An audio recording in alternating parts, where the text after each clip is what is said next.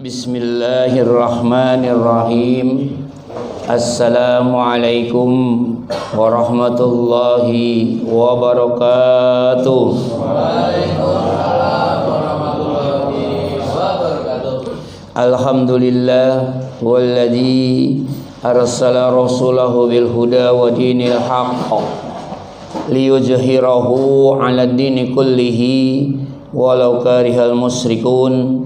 Asyhadu an la ilaha illallah wa asyhadu anna Muhammadan abduhu wa rasuluh. Allahumma shalli wa sallim wa barik ala Muhammadin wa ala alihi wa sahbihi ajma'in. Amma ba'du. Wa qala Allah ta'ala fi Qur'anil Karim. A'udzu billahi minasyaitonir rajim.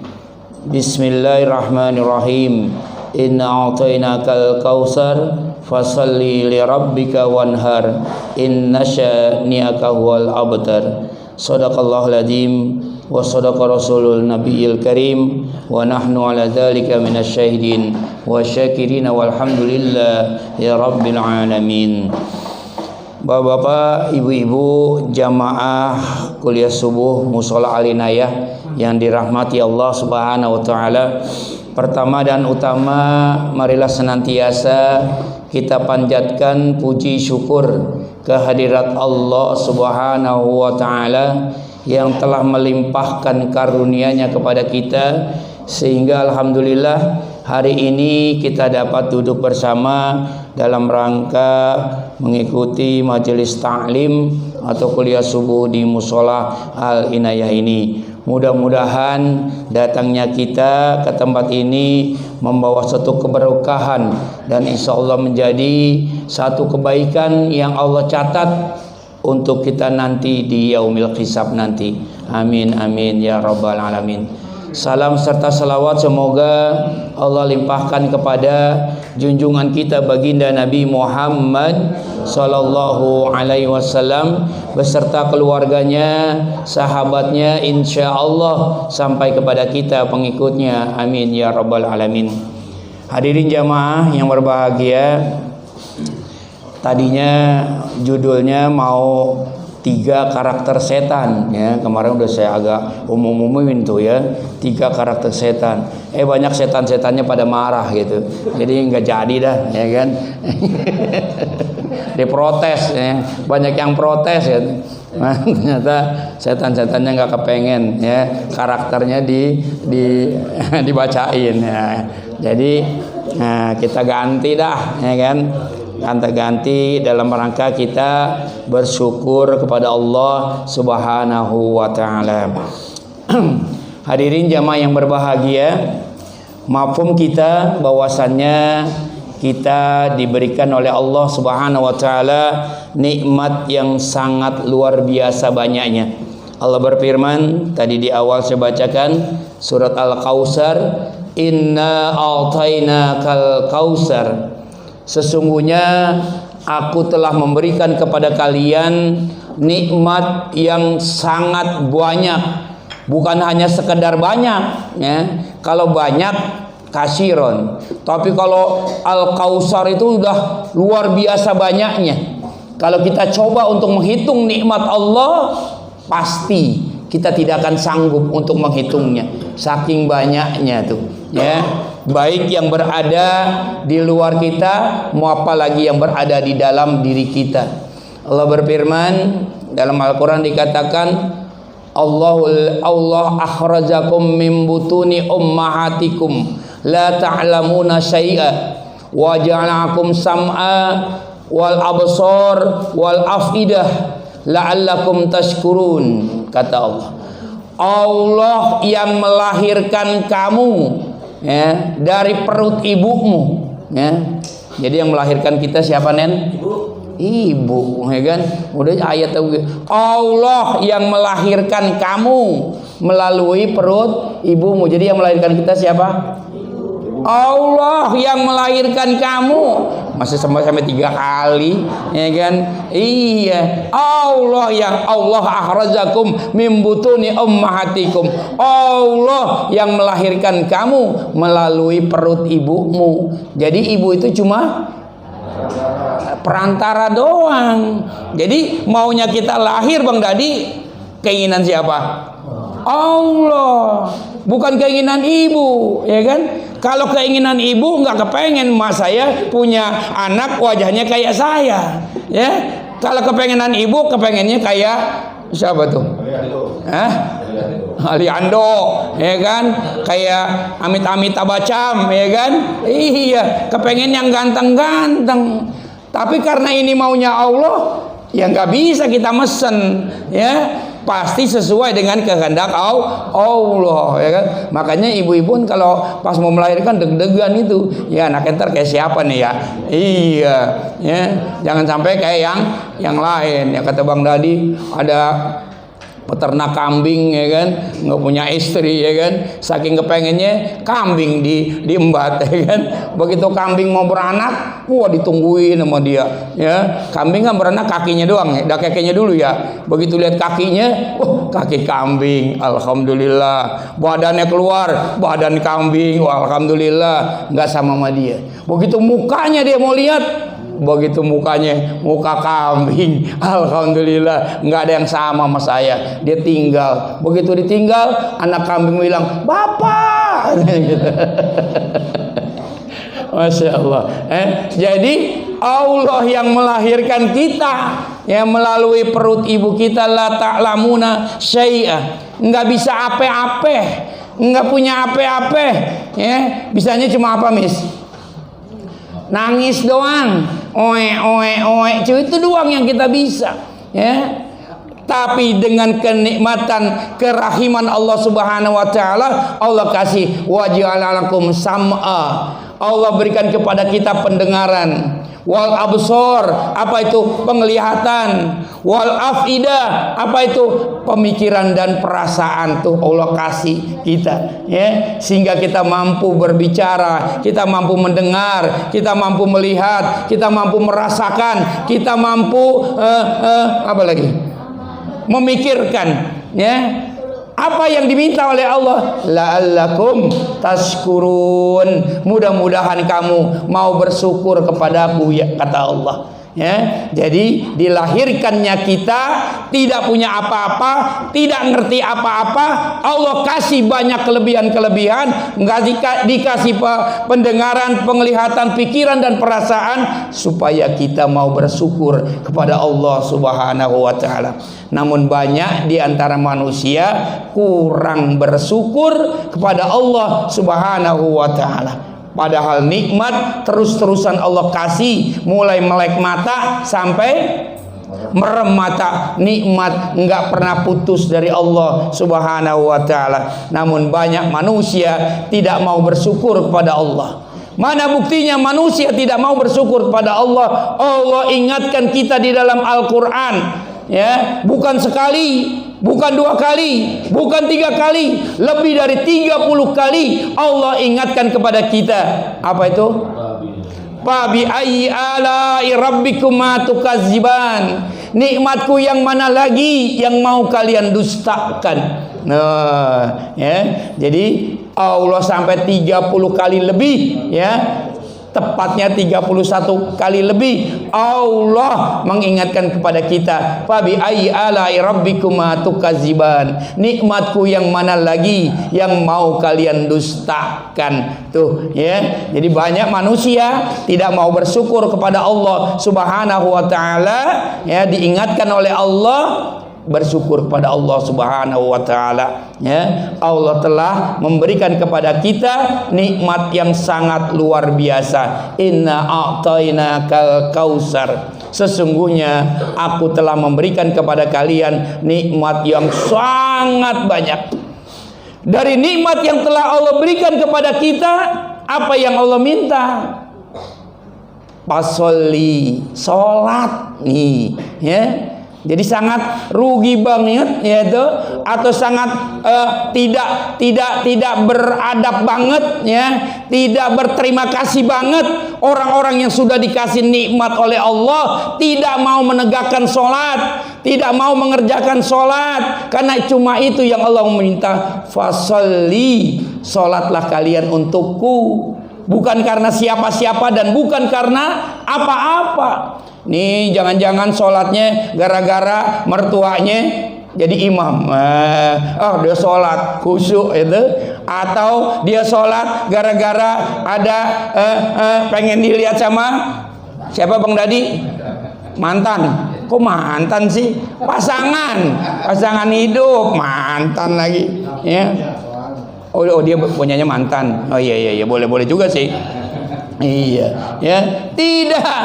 Tapi karena Allah Subhanahu wa taala kita menegakkan salat, kita menegingkan salat. Kenapa? Karena salat itu tadi yang diminta oleh Allah dalam rangka manifestasi kita atas nikmat yang telah Allah berikan kepada kita. Apalagi yang Allah minta di samping salat? Ya, fasolli li rabbika wanhar. Apa itu wanhar? Berkurban. Ya, hari ini sudah masuk bulan Zulqa'dah. Ya, sebentar lagi ya tanggal insyaallah ya tanggal 17 Juni ya insyaallah kita akan datang hari raya Idul Kurban ya. Idul Kurban nih pada rame nih. Ya kemarin banyak yang nanya ke saya, Pak Haji, Alinaya motong berapa? Ya belum kelihatan sapinya. Iya. Nanya ke Baitul Hikmah motong berapa? Belum kelihatan juga. Semua masjid ditanyain, emang lu mau korban apa? Kambing apa sapi? Enggak, saya mau nyiapin areng aja Pak Haji gitu. Waduh, Ramadan nanya semua masjid sekira mau korban. Nggak tahu cuma nanyain areng doang nen. Ya kan pengen nyiapin areng. Jadi dari nikmat yang telah Allah berikan tadi, Allah cuma minta fasolli, salat li rabbika untuk Allah, wanhar dan berkorbanlah. Jadi pada hari ini yang belum punya keinginan untuk berkorban, ayo pasang niat ya, karena tinggal sebulan lagi nih, 17 Juni besok kita sudah kurban. Pasang niat ya, pasang niat, masuk ke bank, gesek itunya ATM-nya, keluarin duitnya, kasih ke panitia ya untuk berkurban. Karena itu adalah rasa terima kasih kita pada Allah Subhanahu wa taala. Hadirin jamaah yang berbahagia, ada seorang ibu ya di zaman Rasulullah namanya Nur Saibah ya. Nur Saibah ini adalah umat Rasulullah yang sangat luar biasa sekali pengorbanannya untuk Allah, Rasul dan agama Islam. Satu kali pagi-pagi di Bukit Uhud terdengar derap langkah kuda pasukan kafir Quraisy yang akan menyerang pasukan beriman.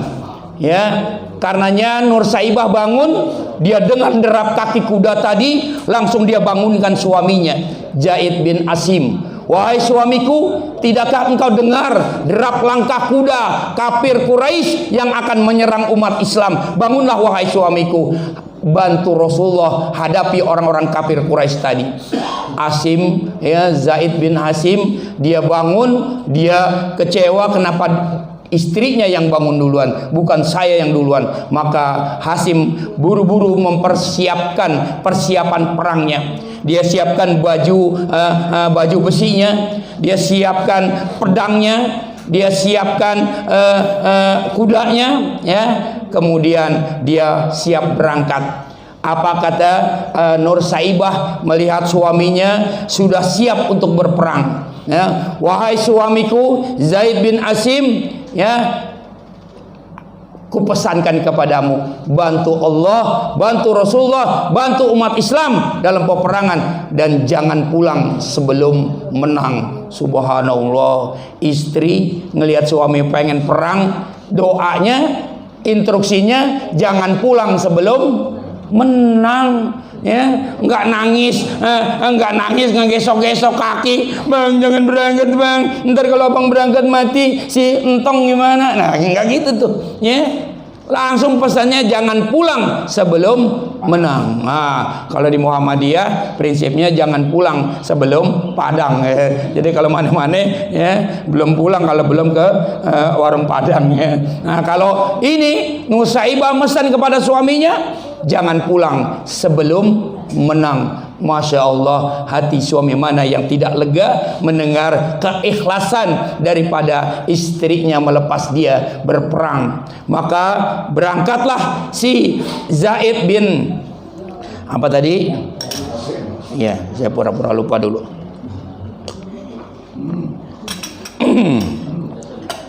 Berangkatlah Zaid bin Hasim ke medan perang.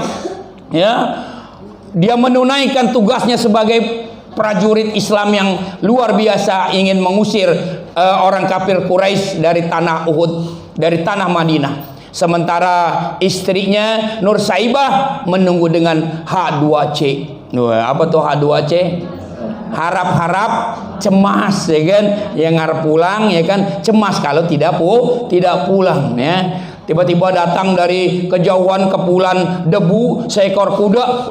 Suamiku sudah pulang, ya. Ternyata yang datang bukanlah suaminya, tapi utusan dari Rasulullah Sallallahu Alaihi Wasallam mengabarkan bahwasanya suaminya Zaid bin Hasim gugur di medan tempur, ya, menjadi mujahid. Apa kata Nur Saibah? Dia tidak menangis menggerung-gerung atas kabar meninggalnya suaminya. Dia katakan, alhamdulillah suamiku telah mati syahid. Masya Allah, ya. Ada apa itu istri yang kayak begitu, Bu? Suaminya meninggal bilang alhamdulillah, boro-boro, ya kan? Ini gara-gara Nabi Muhammad ya, jangan-jangan. Tapi Nur Saibah mengatakan, alhamdulillah suamiku telah mati syahid, dan insya Allah surga sudah menanti, ya. Kemudian Nur Saibah punya anak dua, yang remaja satu yang bernama Abdullah bin Zaid, yang kedua Habib bin Zaid, ya. Kalau Abdullah bin Zaid sudah agak dewasa, sekitar 15 tahun, sementara adiknya baru 12 tahun. Kemudian ada di situ Abdullah mendengarkan kabar bahwasanya ayahnya meninggal. Kemudian dia menatap wajah ibunya. Apa kata Abdullah?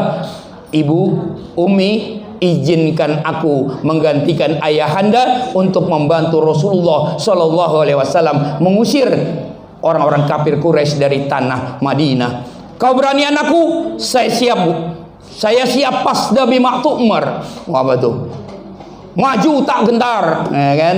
Ini anaknya didikan daripada Zaid bin Hasim atau anaknya Nur Saibah. Maka berangkatlah Abdullah bin anaknya si Nur Saibah menuju kepada Rasulullah. Ya Rasulullah, saya Abdullah bin Zaid, ya, saya akan menggantikan ayah yang sudah gugur. Tersenyum Rasulullah melihat Abdullah sudah berpakaian seperti itu, ya. Kau masih remaja, nak, apakah kamu udah masih berani? Siap ya Rasulullah. Maka bertempurlah si Abdullah bin Zaid tadi dalam rangka menggantikan posisi ayahnya. Banyak kafir Quraisy mati di tangannya. Karena apa? Kehebatannya memegang senjata tadi dan kehebatannya menunggangi kuda, ya. Banyak terbirit-birit orang-orang kafir Quraisy yang disabet pedang oleh Abdullah bin Zaid.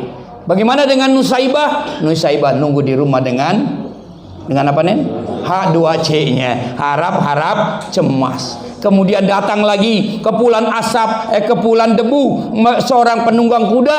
Dia pikir itu anaknya Abdullah, ternyata utusan Rasulullah Sallallahu Alaihi Wasallam mengabarkan Abdullah anaknya mati di Bukit Uhud, ya. Insya Allah dia menjadi orang-orang yang mati syahid.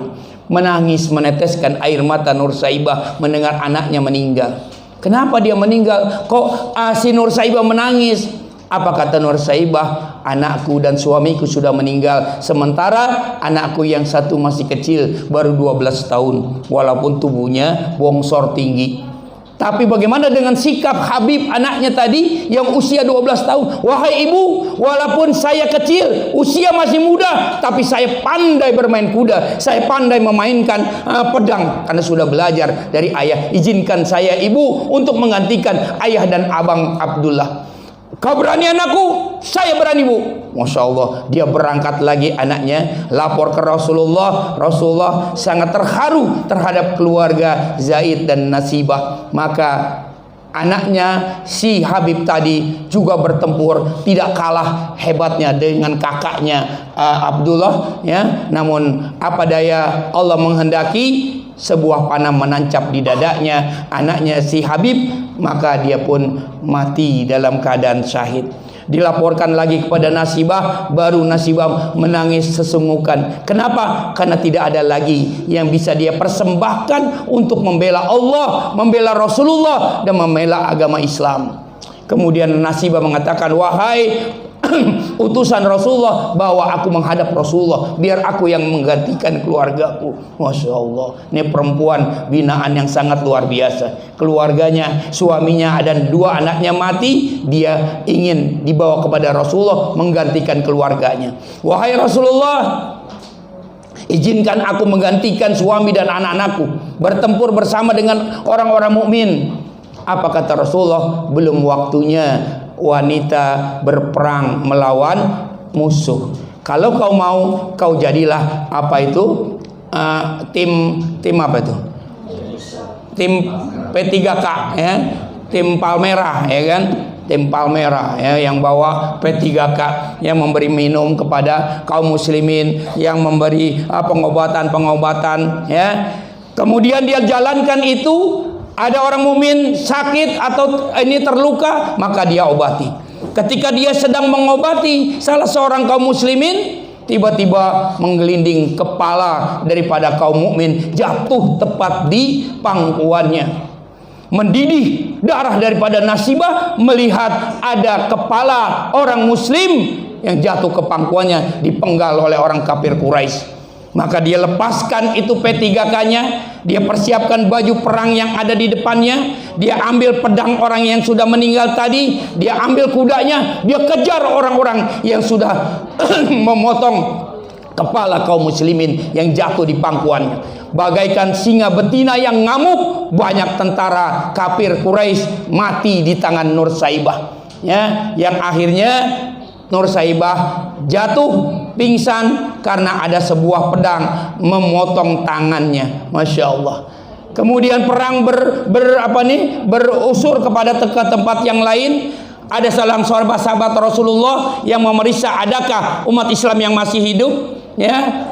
Suhaib bin Umair, kemudian dia lihat ada seorang yang masih bergerak-gerak, yang tubuhnya sudah tertutup darah, yang tangan kanannya sudah kutung. Kemudian dia lihat ternyata itu adalah Nursaibah. Kemudian Nursaibah bangun, dia tanya kepada Musaib, wahai Musaib, bagaimana dengan Rasulullah? Alhamdulillah Rasulullah masih hidup, karena sebelum meninggal dia mendengar wafatnya Rasulullah. Rasulullah masih hidup. Wahai Musaib, berikan kudamu, berikan pedangmu. Untuk apa? Akan aku kejar orang-orang kafir Quraisy yang hari ini masih bertempur tadi. Tapi tanganmu sudah putung dan kamu baru bangun daripada pingsan. Hai Umar, jangan engkau putus aku untuk menjadi orang-orang yang berhadap dengan Allah Subhanahu wa taala.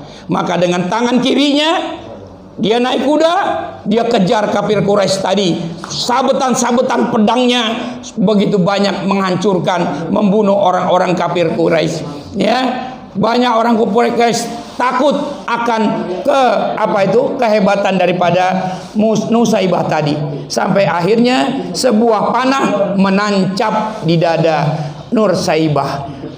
Langit yang tadinya terang benderang tiba-tiba menjadi gelap, ya. Sahabat bertanya, ya Rasulullah, pertanda apa ini? Langit menjadi gelap seperti ini padahal masih siang hari. Itu karena ribuan malaikat sayapnya menutupi matahari menyambut arwah daripada Nursaibah bin Ka'ab. Masya Allah. Bapak Ibu dan sekalian, ini adalah sekelumit cerita daripada Nursaibah yang hidupnya ingin menolong agama Allah, ingin menolong Allah dan Rasulnya.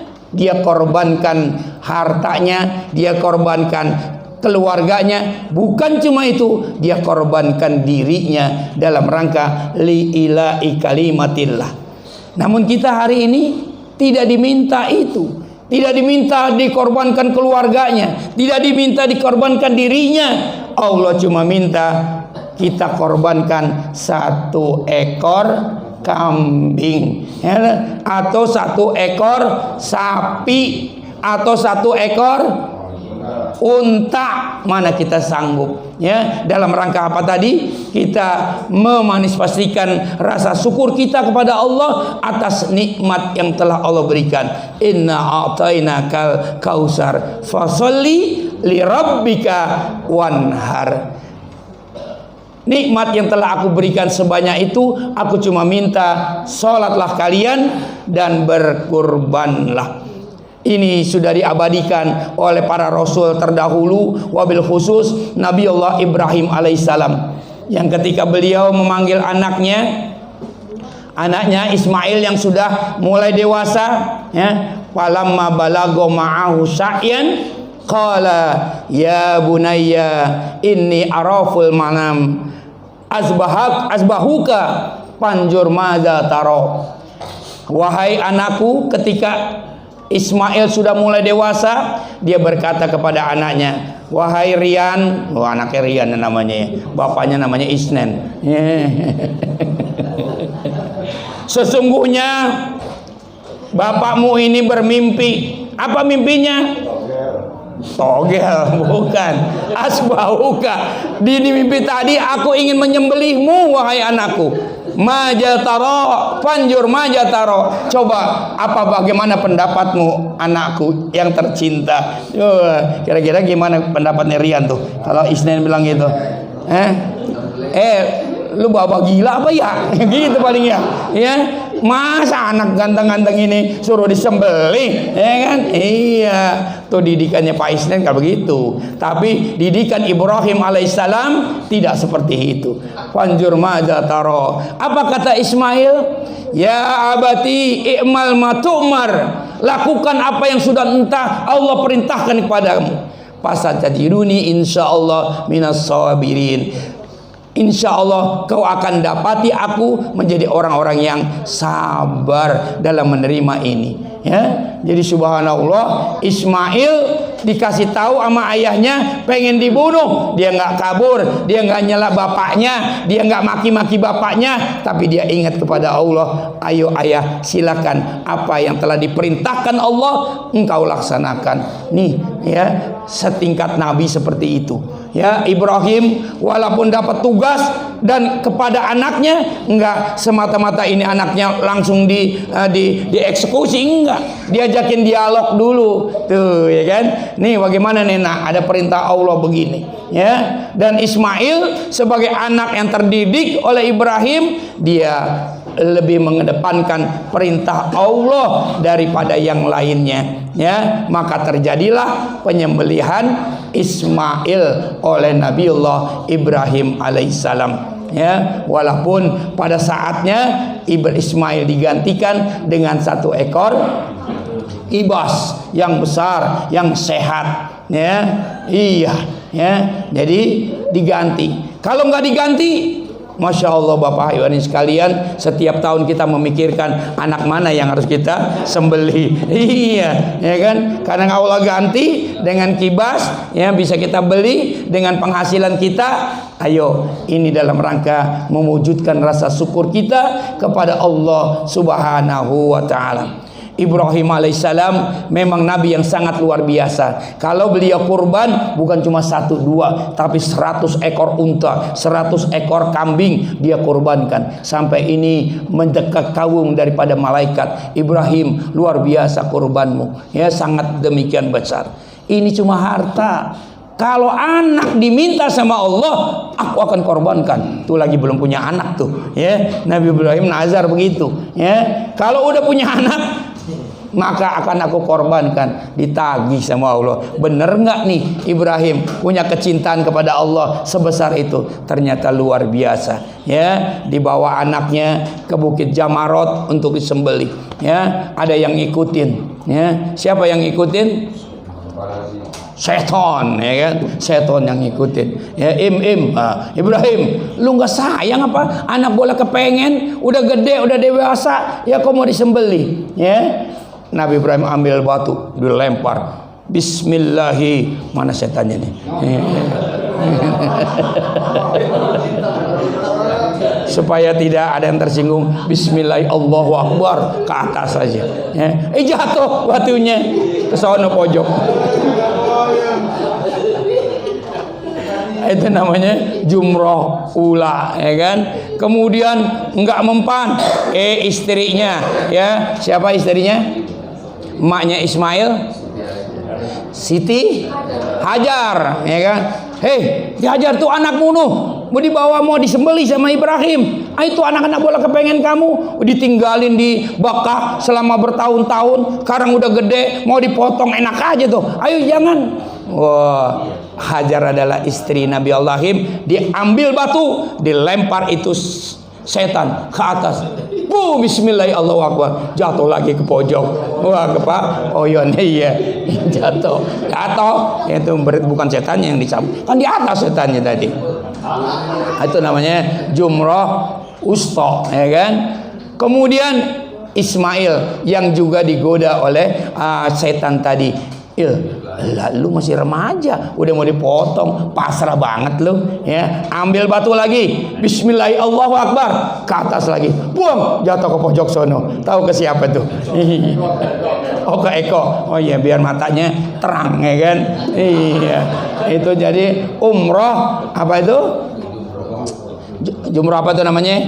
Yang terakhir Aqobah, ya. Jadi ula, usta dan Aqobah, nggak mempan, ya. Setan menggoda keluarga orang beriman. Karenanya, ya, dia kalau ketika dia berangkat itu dia ucapkan talbiyah. Labbaik Allahumma labbaik, artinya hatinya sudah terpatri kepada Allah Subhanahu wa taala sehingga tidak ada lagi yang mampu menggoda. Ini contoh daripada keluarga Ibrahim yang ketika Ismail mau disembelih, Allah angkat Ismail digantikan dengan seekor kambing yang besar, ya. Ini adalah pengorbanan Nabiullah Ibrahim, dipotong anaknya karena Allah Subhanahu wa taala, ya. Lihat nasibah tadi, dia korbankan keluarganya bahkan dirinya dalam rangka ta'aruf kepada Allah Subhanahu wa taala, ya. Hari ini kita nih, ya, nanti tanggal 17 Juni, ya, apa cuma pengen nyiapin